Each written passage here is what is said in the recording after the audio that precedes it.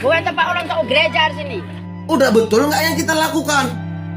Udah layak kan nggak kita masuk surga?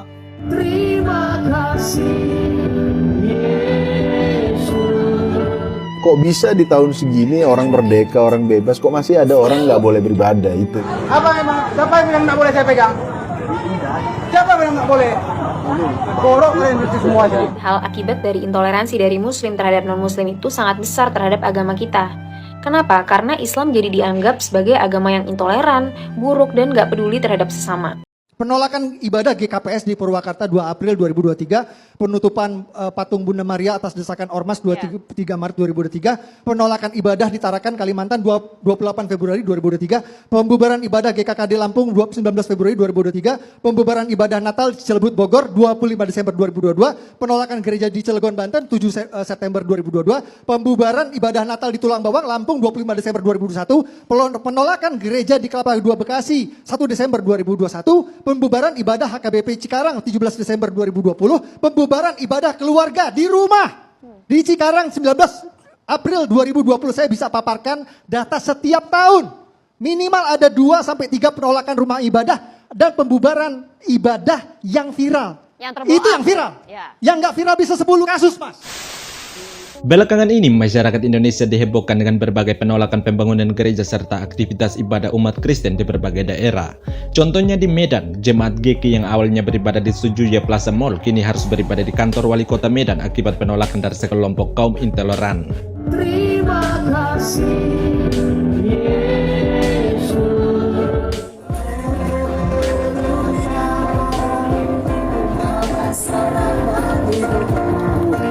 Kalau bangun gereja bahasa Arabnya apa? Bangun gereja, Iya. saya tulis ya. Iya. Bangun gereja. Nah, ini. Bacanya sulit. Hal serupa juga dialami oleh jemaat GMS Tanjung Moro Medan, di mana pada 6 Agustus yang lalu jemaat GMS yang sedang mengadakan ibadah tiba-tiba didatangi sekelompok ibu-ibu yang membawa poster penolakan sehingga memaksa aparat kepolisian dan TNI turun ke lokasi.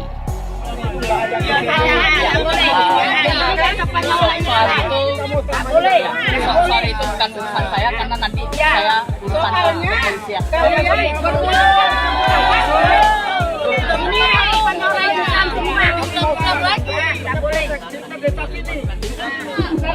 Tak boleh, nggak ada orang gereja di sini. Tak boleh. Oh, tak boleh. Bukan tempat orang tahu gereja di sini. Kenapalah kalian sibuk kali mengurusi orang agama orang lain? Orang yang mau beribadah kalian yang repot. Pikirkan aja dulu kehidupan kalian, agama kalian udah benar apa belum? Pernah nggak kalian dilarang beribadah? Ngapain agama orang yang mau beribadah kalian yang repot? Rumah tangga kalian aja dulu kalian urusi. Suami kalian, istri kalian, anak-anak kalian. Orang yang beribadah kalian yang repot. Apa diganggu periuk kalian? Apa diminta uang kalian? Hah? Terlalu kepo kalian dengan urusan orang lain. Urusan kalian aja kalian urusi. Kadang-kadang jangan terlalu kepo. Udah benar nggak diri kita? Udah betul nggak yang kita lakukan? Udah layak kan nggak kita masuk surga? Hah? Gereja orang, kalian yang repot. Hah? Jangan terlalu repot lah. Urusi aja rumah tangga masing-masing, selesai. Urusi agama masing-masing. Ini larang-larang orang beribadah. Macam betul aja kalian. Macam uang kalian yang bangun itu. Macam kalian yang bayar pajak bangunan mereka.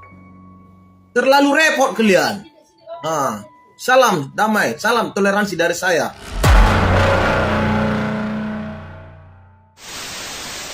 Tak hanya terjadi di kota Medan, hal serupa juga kembali terjadi pada 30 Agustus yang lalu di Banuaran, Kota Padang, di mana jemaat GBI Kampung Nias yang sedang mengadakan ibadah rumah tangga di sebuah kontrakan tiba-tiba dipersekusi oleh warga setempat.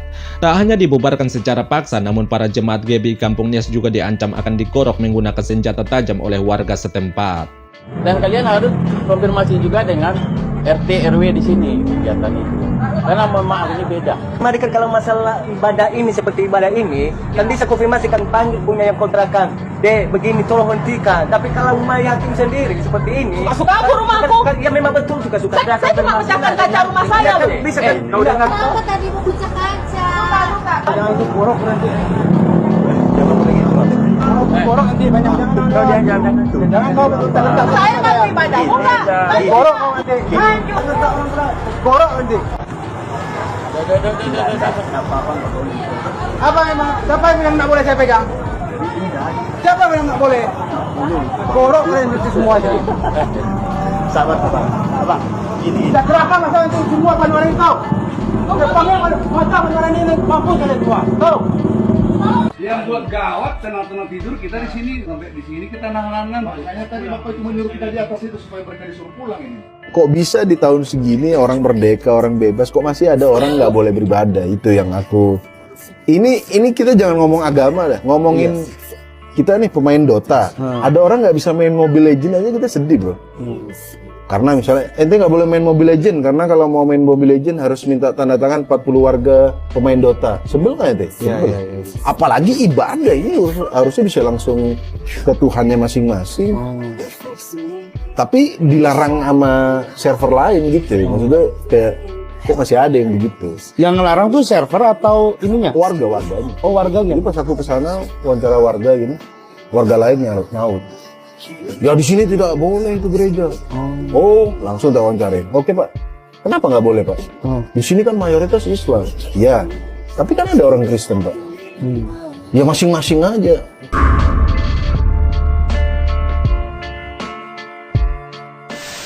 Menanggapi berbagai tindakan dari kaum intoleran yang alergi terhadap ibadahnya umat Kristen, seorang wanita muslim yang cerdas langsung melayangkan kritiknya pada umat Islam yang intoleran, di mana ia mengatakan bahwa tindakan intoleran pada agama lain sangat berdampak pada agama Islam karena Islam akan dianggap sebagai agama yang intoleran.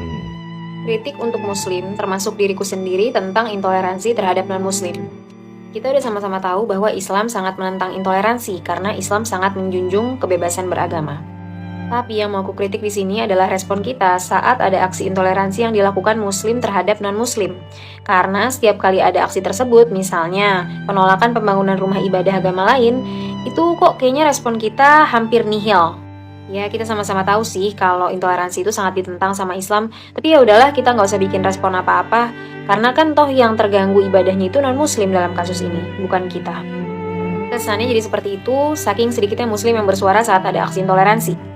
Ini dari hasil observasiku ya, teman-teman bisa punya pendapat lain. Tapi aku punya pengalaman yang ngubah perspektifku tentang hal ini, yang akhirnya menyadarkan aku bahwa ya memang kita nih sebagai muslim kayaknya masih kurang banget deh menyuarakan tentang bahaya intoleransi. Padahal akibat dari intoleransi dari muslim terhadap non-muslim itu sangat besar terhadap agama kita. Kenapa? Karena Islam jadi dianggap sebagai agama yang intoleran, buruk, dan gak peduli terhadap sesama. Karena orang-orang yang melakukan intoleransi ini adalah muslim itu sendiri, kemudian mereka menggunakan atribut-atribut muslim dan menggunakan dalil-dalil agama yang entah dipelintir kayak gimana sehingga membuat orang yakin bahwa Islam itu memang agama yang intoleran. Di sisi lain, pada saat terjadi penistaan agama Islam dari orang di luar Islam, non-muslim atau orang yang memang dia nggak suka sama Islam gitu, itu respon kita cepat dan masif banget. Kita menyuarakan secara masif di sosial media, membuat berbagai gerakan. Pokoknya nggak usah ditanya lagi deh kalau misalnya ada penistaan terhadap agama Islam yang secara langsung, pasti kita secepat itu. Dan itu sangat bagus, kita harus mempertahankan yang seperti itu. Tapi, kalau kita bandingkan dengan respon kita terhadap intoleransi, kok kayaknya agak nggak imbang ya. Padahal kalau kita hitung-hitungan kasar ya, efek dari penistaan agama Islam secara langsung dibandingkan dengan intoleransi yang dilakukan oleh muslim itu sendiri, bisa jadi efeknya itu lebih besar intoleransi. Kenapa? Karena penistaan dari orang yang memang dia nggak suka terhadap Islam, orang-orang akan melihatnya ya udahlah mereka emang nggak suka sama Islam dan mereka memang nggak ngerti Islam, ya udah apa yang mau kita harapkan dari mereka, ya mereka pasti menghina gitu kan. Sedangkan kalau terjadi intoleransi yang dilakukan oleh muslim, itu orang-orang akan melihatnya, oh ternyata agama Islam memang seburuk itu ya, memang nggak peduli itu ya sama orang lain ya. Karena ini buktinya muslim banyak yang melakukan intoleransi, tapi itu lihat nggak banyak yang menegur. Bahkan mereka menggunakan dalil-dalil agama untuk membenarkan aksi intoleransinya. Jadi saran aku untuk kita semua, kalau misalnya ada aksi intoleransi yang dilakukan oleh saudara kita muslim terhadap non-muslim, itu respon kita juga harus cepat dan masif. Kenapa? Karena kita melindungi agama ini dari pencemaran nama baik. Ini cerita yang tadi mau aku ceritain. Jadi tahun lalu aku sempat bikin video respon tentang penolakan pembangunan rumah ibadah di suatu kota. Dan aku bikin video itu juga bukan atas inisiatif sendiri, jadi pada saat itu aku juga nggak terlalu ngeh tentang masalah ini, tapi ada orang-orang yang komentar di videoku yang lain yang nanyain tentang respon aku. Akhirnya aku buat respon, dan aku mengatakan bahwa penolakan pembangunan rumah ibadah agama lain itu tidak sesuai dengan nilai-nilai Islam. Dan aku nggak pakai kata-kata mutiara yang gimana banget, aku benar-benar cuma bilang kayak gitu doang, simple. Tapi yang bikin aku kaget itu adalah respon orang-orang terhadap video aku tersebut. Ternyata non-muslim yang rumah ibadahnya dari kasus tersebut itu, mereka sekaget itu, seenggak nyangka itu, seheran itu, dan sesenang itu ada muslim yang speak up. Kayak, oh ternyata masih ada ya muslim yang kayak gini gitu. Di satu sisi aku senang, mereka senang dengan konten aku, tapi di sisi lain aku sedih banget. Kenapa mereka bisa nggak nyangka bahwa ada muslim yang mau ngomong kayak gitu? Padahal memang itu ajaran Islam, kenapa mereka harus shock gitu kan? Artinya apa? Berarti selama ini, seburuk apa image kita di mata mereka? Seenggak peduli apa kita gitu loh di mata mereka. Artinya kita masih banyak banget PR untuk memperbaiki image agama kita yang sempurna ini dari ketidaksempurnaan umatnya. Kita juga perlu membuat gerakan untuk mengedukasi orang-orang yang intoleran ini. Itu kalau kita cinta sama agama kita, kalau kita punya giroh terhadap agama kita dan kita mau membela agama kita, maka kita jangan hanya menentang orang-orang yang menista agama Islam secara langsung, tapi juga menentang orang-orang yang merusak agama Islam dari dalam. Kalau bangun gereja bahasa Arabnya apa? Bangun gereja, Ya. saya tulis ya. Iya. Bangun gereja. Nah, ini. Bacanya sulit. Baru-baru ini masyarakat Indonesia dihebohkan dengan penolakan pembangunan gereja HKBP di Cilegon. Penolakan tersebut juga ditandatangani oleh Wali Kota Cilegon, MUI Cilegon, hingga Ketua DPRD Cilegon. Adapun penolakan pembangunan tersebut digadang-gadangkan berdasarkan SK Bupati nomor 189 tahun 1975 yang mengatur tentang penutupan tempat ibadah umat Kristen. Seluruh elemen masyarakat, dan saya ucapkan terima kasih kepada pendekar-pendekar Cilegon yang sudah hadir terus menjaga ulama-ulama kita dalam acara penolakan seluruh pendirian gereja di Cilegon City atau di seluruh kota Cilegon ini. Dengan secara tegas dengan putusan wali kota untuk menolak dan melarang pembangunan gereja HKBP Maranatha di Cilegon. Allahu Akbar. 2. Segera membuat peraturan wali kota perwal atau surat keputusan wali kota Cilegon untuk menguatkan surat keputusan Bupati Kepala Daerah tingkat 2 Serang.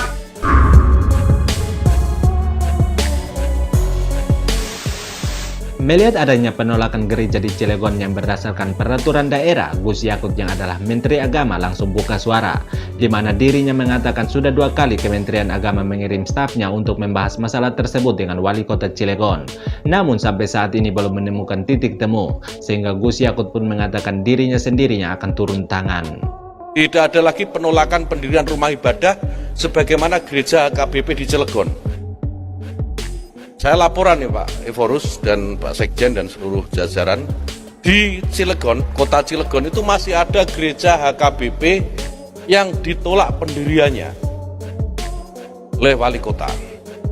Kami di Kementerian Agama sudah berkali-kali menyampaikan dan mendatangi Pak Wali Kota supaya izin ini dikeluarkan.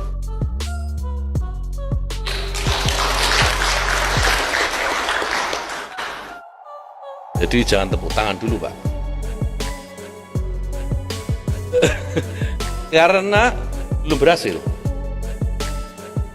berhasil. Staf kami Pak sudah 2 kali ketemu dengan Pak Wali Kota.